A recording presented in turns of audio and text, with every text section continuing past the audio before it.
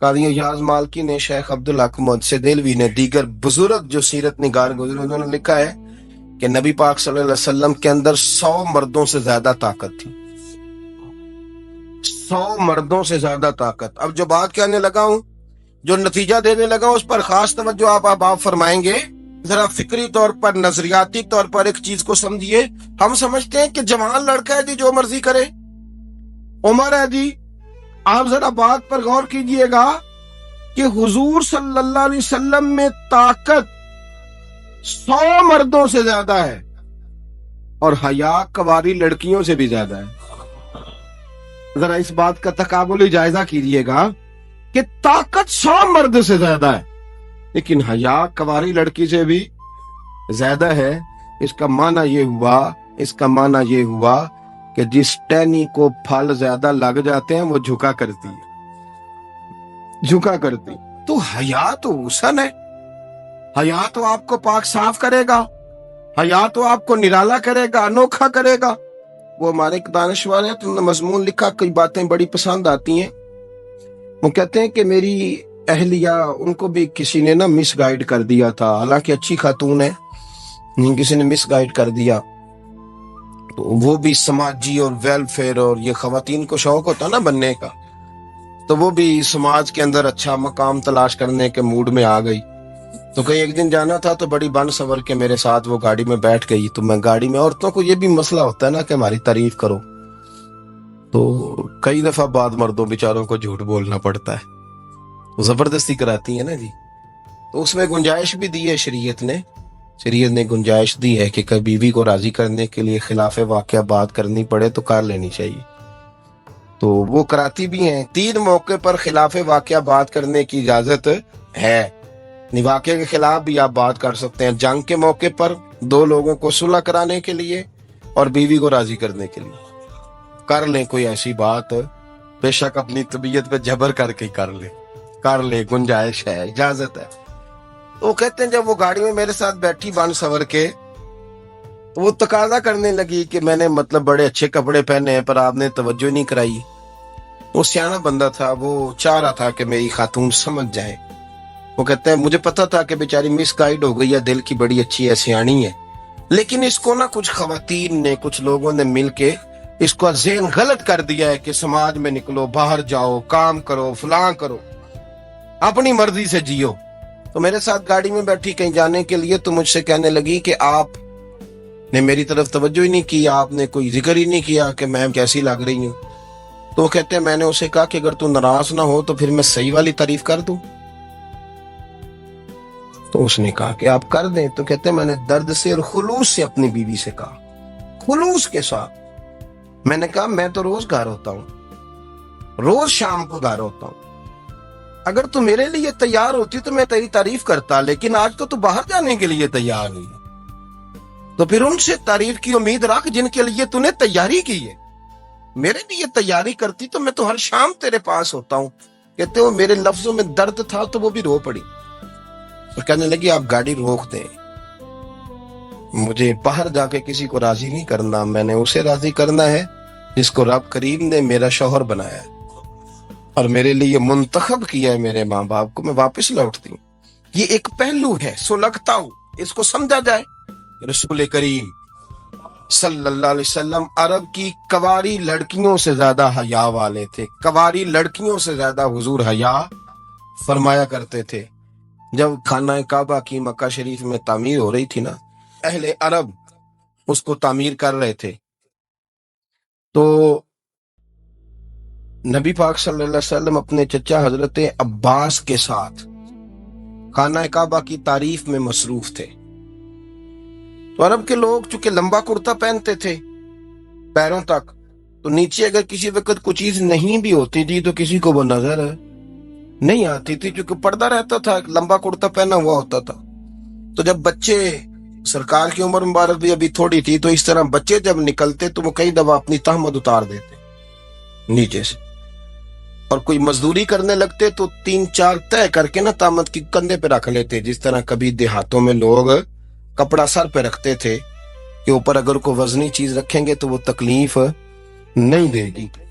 نبی پاک صلی اللہ علیہ وسلم بھی سب لوگوں کے ساتھ خانہ کعبہ کی تعمیر میں شامل تھے. تو حضرت عباس رضی اللہ تعالیٰ عنہ نے کہا حضور سے، ابھی اعلان نبوت بھی نہیں فرمایا تھا، بھتیجے آپ بھی تامد اتاریے. یہ صحیح مسلم میں حدیث موجود، اور اس کو کندھے پہ رکھ لیجیے، آپ اینٹیں اٹھا اٹھا کے لا رہے ہیں تو ذرا آپ کو تکلیف نہیں ہوگی. تو سرکار دو عالم صلی اللہ علیہ وسلم سے یہ بات کہی، اور پھر جلدی سے حضور کی تہمت کو نکال کے نا، حالانکہ لمبا کرتا پہنا ہوا ہے، تو وہ جیسے ہی ان کے کندھے پہ رکھا اینٹیں رکھنے کے لیے، تو سرکار تو زمین پہ گر گئے، بے ہوش ہو گئے، آنکھیں آسمان کی طرف. اور پھر حضور پکار رہے ہیں، آزاری آزاری آزاری، میرا تامت دے دو، میرا تامت دے دو. کبھی کوئی شخص اس وجہ سے بھی بے ہوش ہوا ہے کہ میرے وجود سے کپڑا اتر گیا ہے؟ حالانکہ سرکار پر وہ بے ہوشی بھی نبی پاک کا وہ جو غلبہ ہے نا شرم و حیا کا، اس کی وجہ سے ہو. ورنہ تو حضور فرماتے ہیں کہ میری آنکھیں سو جاتی ہیں، دل تو میرا اس عالم میں بھی جاگتا رہتا ہے. تو سرکار زمین پہ تشریف لے آئے، آنکھیں میرا تامت دے دو، میرا تامت دے دو. تو جلدی سے انہوں نے تامت دیا تو حضور نے باندھ لیا. پھر طبیعت مبارک میں تسلی ہوئی. یعنی ہم اس رسول کے غلام ہیں کہ جن کے تو وجود سے کپڑا اتر جائے تو حضور برداشت نہیں کرتے، قبول نہیں فرماتے، تکلیف شروع ہو جاتی. لیکن یہاں نوجوان ہیں اور بڑا قد کاٹ ہے اور بڑے بڑے سمجھدار لوگ ہیں، گرمی آتی ہیں تو شارٹ کپڑے پہن کے گھومتے ہیں. ان کو خیال نہیں کہ یہ وہ والا لباس ہے جو باہر تو کیا گھر میں اماں کے سامنے نہیں پہننا چاہیے، بہنوں اور بیٹیوں کے سامنے نہیں پہننا چاہیے. آپ کی گفتگو میں شرم و حیا ہو، آپ کے لب و لہجے کے اندر حسن ہو. آپ کو پتہ ہے نبی پاک صلی اللہ علیہ وسلم نے فرمایا میری امت میں سب سے زیادہ حیا کرنے والے عثمان غنی ہیں. عثمان غنی سب سے زیادہ حیا کرنے والے. آپ فرمایا کرتے تھے جب سے حضور کا چہرہ دیکھا ہے میں نے کبھی اپنی شرمگاہ بھی نہیں دیکھی، میں نے آنکھوں کا وضو نہیں توڑا، اور جب سے حضور کے دست مبارک میں نے بیعت کے لیے سیدھا ہاتھ بڑھایا تو پھر سیدھا ہاتھ میں نے کبھی گندگی کو نہیں لگایا. حیات. آپ باتھ روم کے اندر بھی غسل فرماتے تھے تو کپڑوں سمیت کرتے تھے. کسی نے کہا حضرت جی واش روم کے اندر کیوں نہیں کپڑے اتارتے؟ آپ فرمانے لگے باہر بندوں سے حیا کرتا ہوں، اندر جاتا ہوں تو رب سے حیا آنی شروع ہو جائے، وہ تو دیکھ رہا ہے نا. تو میں جو بات آپ کی خدمت میں عرض کرنا چاہتا ہوں اس کو آپ سمجھیے گا میرے عزیز، کہ شرم والا مزاج، گفتگو بھی شرم والی، آنکھیں بھی شرم والی، لباس بھی شرم والا، دوستی یاری بھی شرم والی، بہت ساری ایسی باتیں. دیکھیں نا آپ ذرا، میں نے کہا کہ باتوں کو سن کے گزر نہ جایا کریں، اس کی گہرائی پر غور کریں. حضور علم کا سمندر ہے، سرکار سے زیادہ علم دنیا میں کسی کے پاس موجود نہیں ہے، اور صحابہ کو موقع ملا ہوا ہے اس سمندر سے فیض لینے کا. لیکن ان کی حالت یہ ہے کہ حضرت علی المرتضیٰ فرماتے ہیں 14 دن گزر جاتے، حضور سے کوئی سوال پوچھنا ہوتا تھا پر میں شرم کے مارے نہیں پوچھ پاتا تھا. 14 دن بخاری شریف میں موجود ہے. ایک دن نبی پاک صلی اللہ علیہ وسلم نے پوچھا صحابہ سے کہ وہ کون سا درخت ہے جس کے پتے نہیں گرتے، اور وہ درخت اس طرح ہے جس طرح مومن ہوتا ہے، وہ درخت میرے مومن کی طرح بتاؤ. حضرت عبداللہ ابن عمر فرماتے مجھے پتا تھا کہ وہ کھجور کا درخت ہے، لیکن چونکہ ابو بکر صدیق بھی بیٹھے ہیں، عمر فاروق بھی بیٹھے ہیں، مولا علی بھی بیٹھے ہیں، عثمان غنی بھی بیٹھے ہیں، اتنے جید لوگ بیٹھے ہیں، تو مجھے حیا آتی تھی کہ میں کیوں جواب دوں. کہتے سرکار نے کئی دفعہ پوچھا، لوگوں نے کئی اور درخت بتائے، پر فرمایا تمہارا جواب درست نہیں ہے. آپ حیا کے اس پہلو پر غور کریں کہ سوال کا جواب آتا ہے، سوال کا جواب، یعنی مجھے سوال کا جواب آتا اور پھر میں دوں نہ، مجھے بدعزمی نہ ہو جائے گی. یہ کیسے ممکن ہے کہ میری رات گزر جائے، مجھے پتا بھی تھا اور میں نے بتایا نہیں. بہت سارے لوگ آ کے بہت ساری باتیں بتاتے ہیں، بہت ساری باتیں وہ سمجھاتے ہیں، تو ہم غور سے ان کا چہرہ دیکھنے لگ جاتے ہیں، کہتے ہیں یار اس کا تو دعویٰ تھا کہ میں سمجھنے آتا ہوں، یہ تو ہمیں سمجھا رہا ہے، چلو الحمدللہ ہم سمجھنے کو تیار ہے. لیکن میرے عزیز پتہ بھی ہے جواب کا، علم بھی ہے، لیکن فرماتے ہیں میری حیا نے مجھے اجازت نہ دی کہ میں جواب دوں. آپ فرماتے ہیں پھر حضور سے صحابہ نے عرض کی کہ یا رسول اللہ آپ ہی بتا دیں وہ درخت کون سا ہے. تو حضور نے فرمایا بھئی وہ کھجور کا درخت ہے. تو آپ فرماتے ہیں میں دل ہی دل میں کہہ رہا تھا کہ الحمدللہ میرا جواب درست ہے. حالانکہ میں نے جواب دیا ہی نہیں. تو لفظوں میں حیا، جملوں میں حیا، آنکھوں میں حیا، اٹھنے میں حیا، بیٹھنے میں حیا، چلنے میں حیا ایک خوبصورت حسن ہے. اور نبی پاک صلی اللہ علیہ وسلم نے فرمایا جب تو بے حیا ہو جائے نا پھر تو آزاد ہے، پھر تو جو مرضی کا، پھر تو جو. اس لیے بزرگ جب کسی کو بے حیا کہتے تھے نا، اللہ اکبر، اور جب کسی کو کہتے تھے نا یہ بے حیا ہے تو لوگ سمجھتے تھے کہ کوئی ہلکی سی بات کر دی، لیکن ان کا معنی یہ ہوتا تھا کہ بس بھائی اب اس کے ساتھ کوئی کلام کرنے کی ضرورت ہے، اس کو اب اصلاح کی ضرورت نہیں، یہ بے حیا ہے. کیا معنی؟ کہ اب یہ جو اس کے دل میں آئے گا وہ کرے گا، جو اس کی طبیعت چاہے گی وہ کرے گا. اب یہ کسی پہلو بھی قابو آنے کو تیار بے حیا ہو گیا. بے حیائی بہت بڑا عیب ہے. اور جو لوگ کہتے ہیں کہ ہمیں بالکل آزادی ہونی چاہیے، ہمارا اپنا جسم ہے تو ہماری اپنی مرضی چلے گی. ایک وزیر صاحب ہے، پتہ نہیں میں ان کو جانتا تو نہیں، انہوں نے سینٹ میں تقریر کی ہے، میں نے ان کی بات سنی ہے. اس نے کہا نہیں بھائی، جسم رب کا ہے تو مرضی بھی تو رب کریم کی چلے گی، اور مرضی بھی اللہ کی. یہ مجھے تھوڑا سا مسئلہ ہے جسم پر، کبھی کبھی مجھے کثرت سفر سے الرجی ہو جاتی ہے. میرے ساتھ لوگ نا دل سے پیار کرتے ہیں. شاید ہی کوئی اچھا ڈاکٹر ہو جس تک میرے سنگی مجھے لے کے نہ گئے ہوں، پر جسم اللہ کا ہے نا، مرضی بھی جب وہ چاہے گا صحت دے گا. کیوں کچے کاموں میں لوگ پڑ گئے، کیوں غلط لوگ سوچ میں پڑ جاتے ہیں؟ یہ اسی کا ہے. اور جب وہ چاہے گا، آپ اس بات کو اچھے طریقے سے سمجھ لیں کہ جو اپنی مرضی چوکوں چوراہوں میں کر رہے ہوتے ہیں نا، جو مرضی گند مند، وہ جانور ہوتے ہیں. وہ جانور ہوتے ہیں جو نہ چوک دیکھتے ہیں، نہ گلی دیکھتے ہیں، نہ انہیں پتہ ہوتا ہے کہ جگہ کون سی ہے. وہ انسان، میں نے کہہ دیا جو میں نے کہنا تھا، میں نے کہہ دیا. وہ جانور ہوتے ہیں. اور جو کچھ انسان ہوتے ہیں نا، ان کے اندر کچھ نہ کچھ پھر شرم حیا بھی ہوتی ہے. وہ چوکوں چوراہوں میں وہ حرکتیں اور وہ کام نہیں کرتے جو جانور کرتے ہیں. ان کے لیے بڑے پردے ہوتے ہیں، ان کے لیے بڑی باتیں ہوتی ہے، ان کے لیے بڑا کچھ ہوتا ہے. جو بالکل آزاد ہو جائے، کوئی پتہ نہ ہو کس وقت کیا کہنا ہے کیا کرنا ہے، تو پھر وہ دائرہ انسانیت سے خارج ہو جاتا ہے. ہم آپ کو کیا دعوت دیں؟ آپ تو وہ باتیں کر رہے ہیں جو اسلام کا انسانیت کے حق میں بھی ٹھیک نہیں. آپ تو وہ والی باتیں کر رہے ہیں جن کا انسانیت بھی تقاضا نہیں کرتی کہ یہ باتیں ہونی چاہیے. لیکن ایک بات، میں تو جذباتی نہیں ہوتا، میں بڑے غور سے چیزوں کو دیکھتا ہوں، سنتا ہوں. اور نہ میں ان موسمی مینڈکوں کی، وہ مجھے راتق صاحب کہنے لگے جی بڑے بڑے مولوی ایک بندے کے ساتھ بیٹھے ہوئے ہوتے تھے اور وہ روزے میں بڑے بڑے درس دیتا تھا تو وہ بھی فلانی حرکتیں کر رہا ہے. تو میں نے کہا ہم نے تو پرانا کہا تھا کہ موسمی مینڈک ہے، تو پرانے کہہ رہے ہیں کہ اداکار ہے. تو وہ جہاں کاسٹ کریں گے وہاں وہ اداکاری کرے گا. آپ کسی مذہبی جگہ کر لیں تو وہاں کر لے گا، کہیں اور جگہ کریں گے تو ہم تو پرانا کہہ رہے ہیں.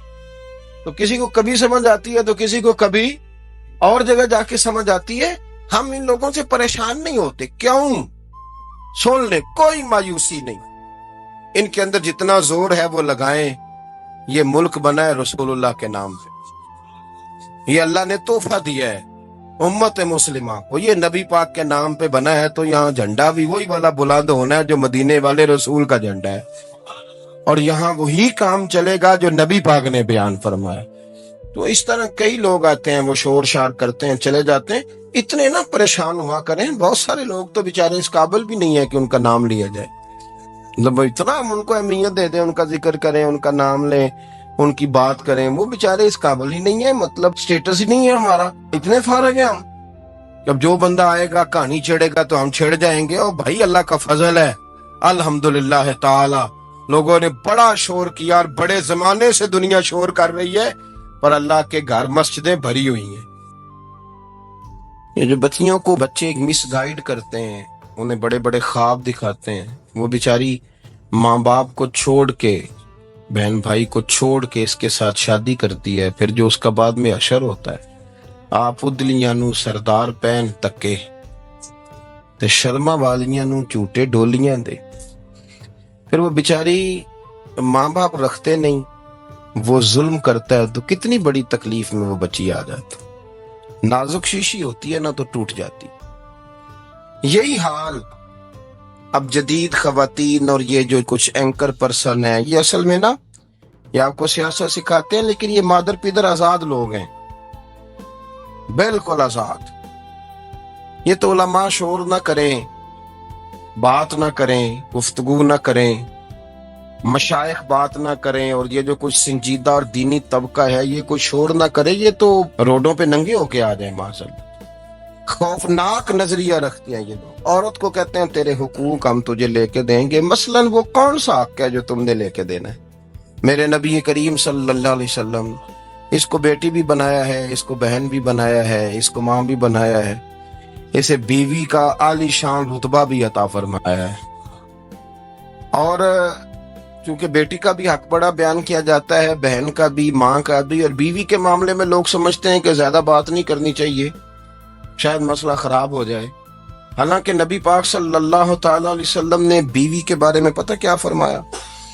فرمایا جب تم نکاح کر لیتے ہو تو اپنا ایمان محفوظ کر لیتے ہو۔ اب میں اس کی شرح نہیں کرتا، اب خود کر لیجئے گا کہ وہ ایک ایسی شخصیت ہوتی ہے کہ جس کی موجودگی میں آپ کا ایمان محفوظ ہے۔ اب میں نہیں سمجھتا کہ اس سے بڑی بات کوئی اور ہو سکتی ہے، جس کی موجودگی میں آپ کا ایمان، اور بھئی یہ حدیث پاک عرض کر رہا ہوں، نکاح جب کوئی کر لے تو اس نے اپنا ایمان مکمل کر لیا۔ اس کا معنی یہ ہوا کہ آپ کا ایمان محفوظ ہے اس کی موجودگی میں، تو اس سے زیادہ بھی، یعنی ایمان سب سے قیمتی چیز ہے نا، تو اس کے محفوظ ہونے کی وجہ حضور نے نکاح بیان کر دی۔ اب میرا خیال ہے بیوی اگر کوئی اس سے بڑا حقوق مانگے گی تو بیوقوفی کرے گی۔ اتنا بڑا درجہ نبی کریم نے اسے عطا کر دی، اتنا بڑا مقام دے دیا کہ تو خامند کے ایمان کے محفوظ ہونے کا ذریعہ بن گئی ہے۔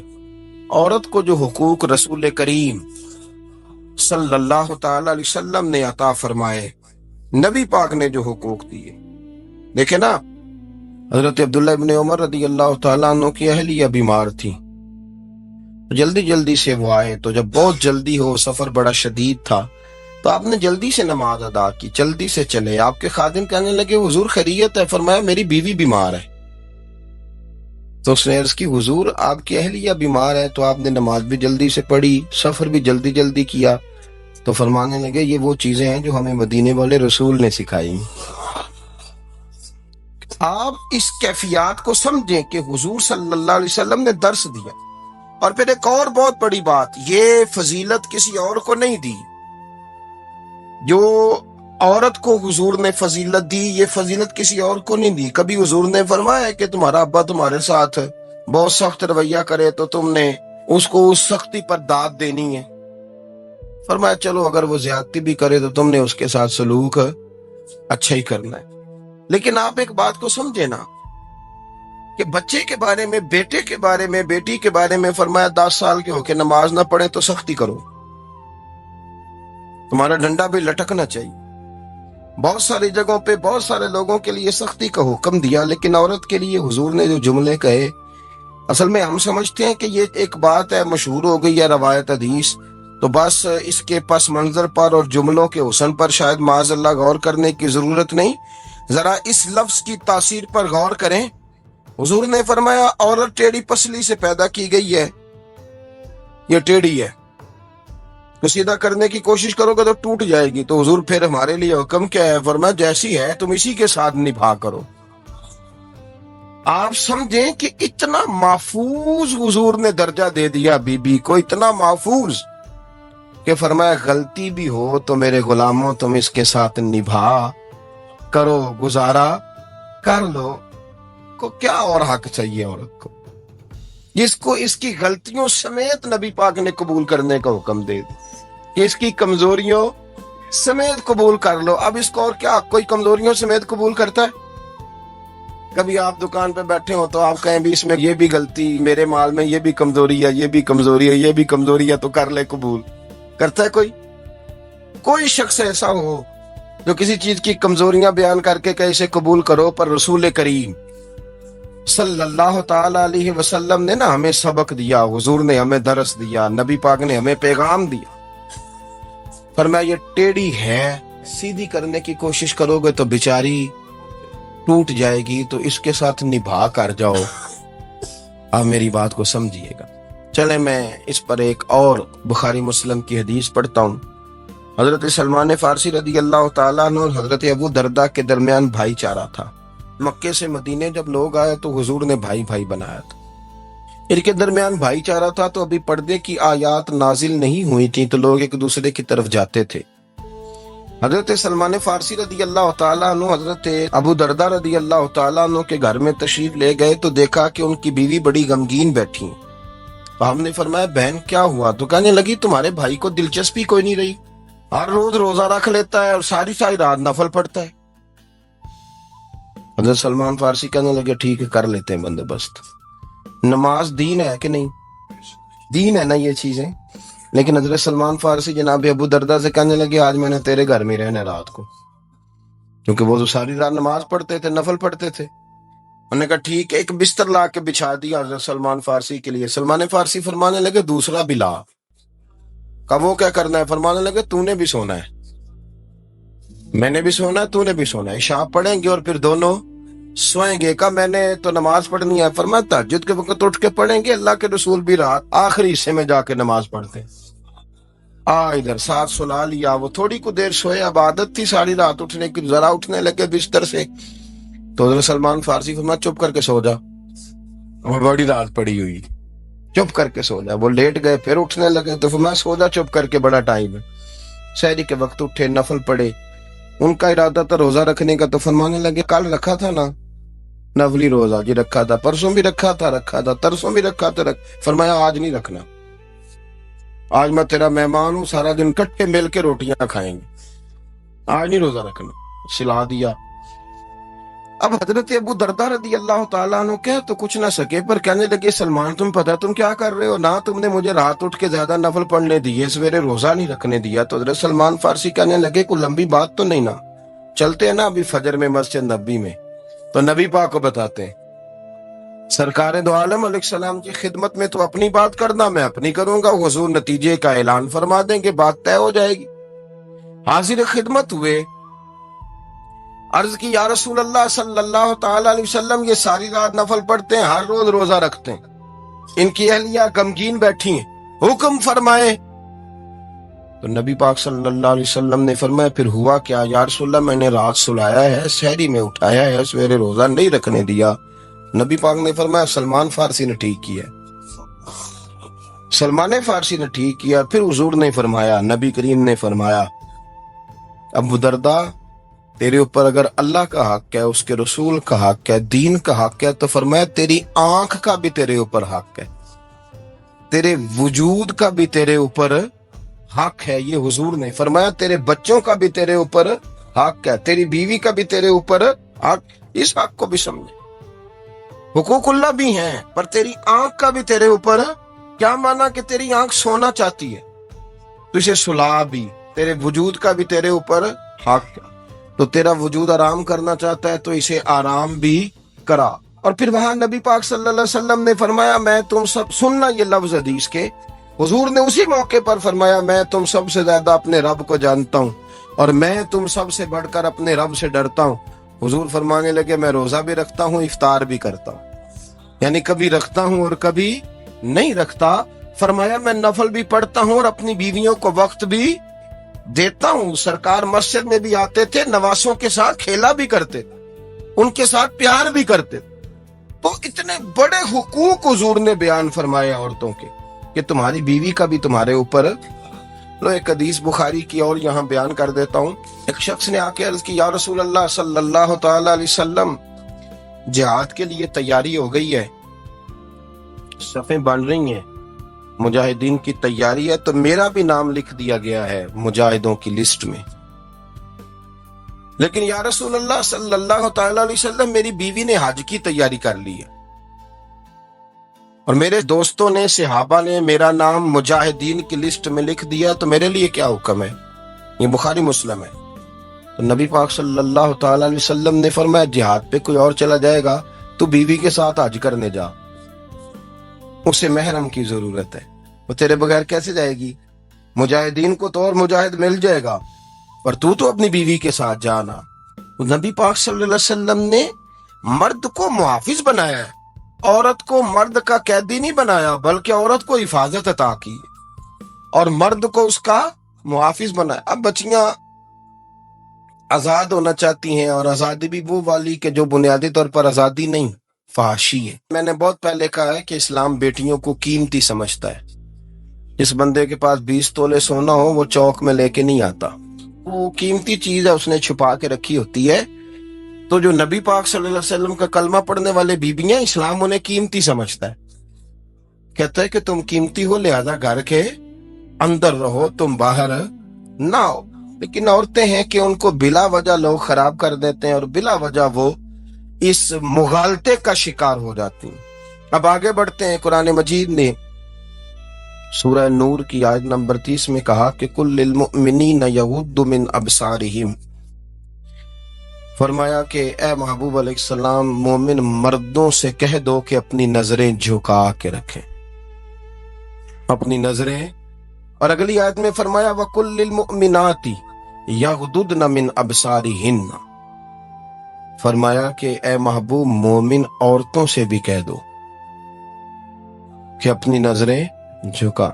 مرد بھی اپنی نظر جھکا کے رکھے گا عورت کی طرف، لیکن یہ ساری پابندی صرف مرد پر نہیں، عورت بھی غیر محرم کا چہرہ نہیں دیکھے گی، اس پر بھی اسی طرح نظر جھکانے کا حکم ہے جس طرح کہ وہ ہر دکاندار کو بھائی جان کہہ کے گفتگو کرنے کی اس کو بھی اجازت نہیں ہے کہ وہ سمجھے کہ پابندی تو مرد نے کرنی تھی، میں نے تھوڑی کرنی تھی۔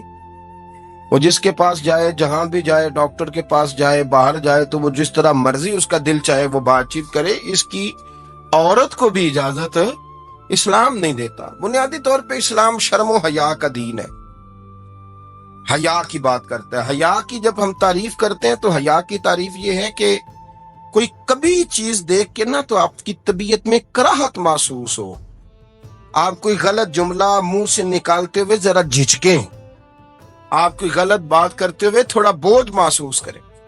ہمارے یہاں تیزی سے فروغ پایا ہے بے حیائی میں، سنگیوں کی محفلیں، یاروں کی محفلیں، اس میں غلیظ گفتگو ہوتی ہے، الا ماشاء۔ جن دوستوں کو بڑی پاک صاف گفتگو کرنی چاہیے، دوستی کا رشتہ بڑا مقدس رشتہ ہے، جو یہاں ایک دوسرے سے پیار کریں گے جنت میں بھی اکٹھے داخل کیے جائیں گے۔ شرط یہ ہے کہ پیار اللہ رسول کی رضا کے لیے ہو، لیکن اس کے اندر اگر آپ کی گفتگو کچی ہو، کمزور ہو، فحاشی والی ہو، عریانی والی ہو، ہمارے ہاں تو اب اس کو لوگ فیشن سمجھتے ہیں، اس کو مردانگی کی علامت سمجھتے ہیں کہ وہ جی ساری باتیں جی وہاں ہو گئیں اور جس کا جو جی چاہا اس نے کہا۔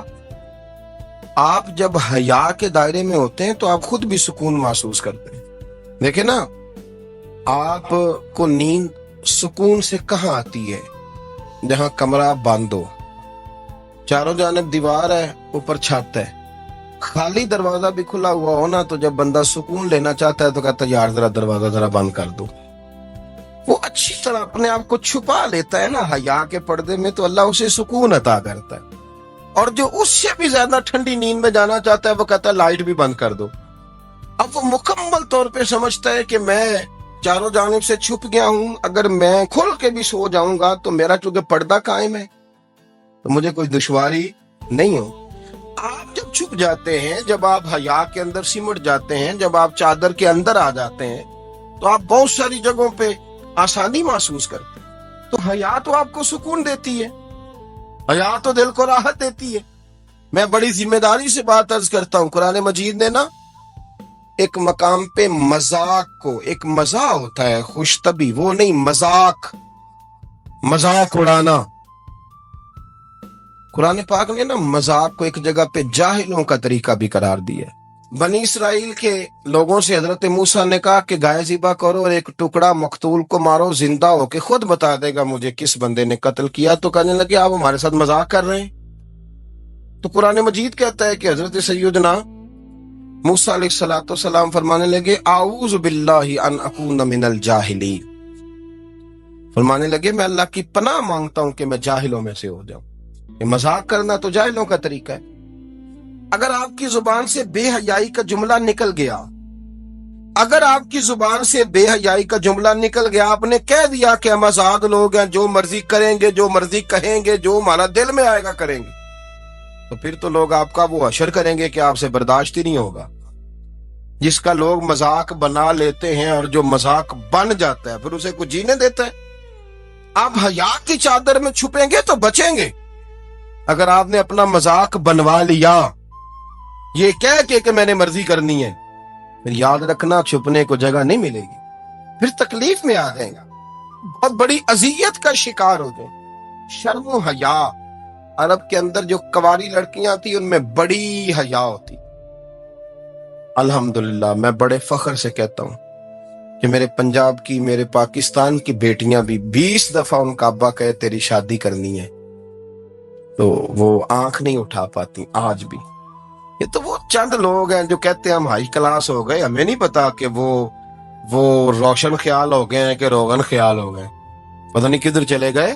ورنہ ہماری بیٹیاں آج بھی جب ان سے ان کا باپ، ان کی ماں بات کرتی ہے تیری شادی کی، تو وہ تو شرم کے ساتھ پچھلے سے پچھلے کمرے میں چھپتی ہیں. یہ اللہ نے فضل کیا ہوا ہے اس ملت پر. تو عرب کی لڑکی بڑی حیا والی ہوتی تھی، اس سے کوئی بات کرنی پڑتی تھی تو 20 دفعہ بات کی جاتی، پھر بھی وہ عورت چھپتی پھرتی تھی. حضرت عائشہ صدیقہ رضی اللہ